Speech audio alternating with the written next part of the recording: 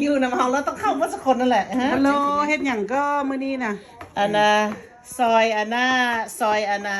what do you call this ซอยหน่อไม้ หน่อไม้หน่อไม้ ค่อยเห็นอย่างค่อยเห็นงานโอเวอร์ไทม์ หน่อไม้อันเขาห้องอย่างอัน อันนี้คือมาต้นน้อยแท้อย่าเฮ็ดน้อยหลาย บาเลย ค่อย อันนี้มันน้อยโพด คนหนึ่งวันน้อยน้อยน้อยเจ้า อ๋อ คนหนึ่งวันน้อยคนหนึ่งวันจอย คนเฒ่าคนแก่เขาเจ้าบ่มีแค่วแล้วเดี๋ยวนี้ โอ้ย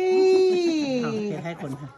แก้ว ไอเอสเราว่าให้เห็ดน้อยๆจอย โอ้ยบ่มีแก้วกินเนาะอันนี้สิแกงหน่อไม้มือส่งสการนี่เด้อนี่นะ ๆเอาเนาะ เอ็นติบาดีไผได้มาก็สิแกงหน่อไม้ใส่ยานางเด้อ เพื่อมีเฮ็ดใส่พวกนี้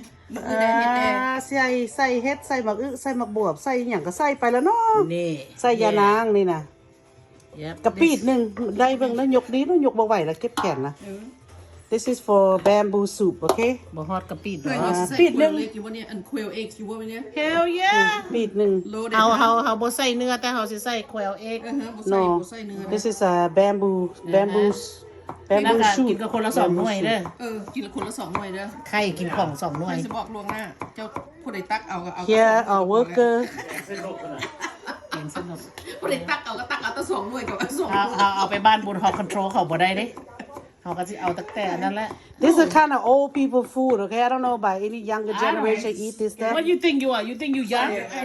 I'm still young man ฮะ ใส่เฮ็ดกับแค่นั้นนะอย่าใส่อย่างไร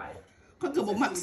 มักซีนว่ะ It's funny ฮะ จะมีพระอีตูบ่ ข่อยอยากใส่3 บ่มีไผมีพระอีตู้ก็เอามา บ่ใส่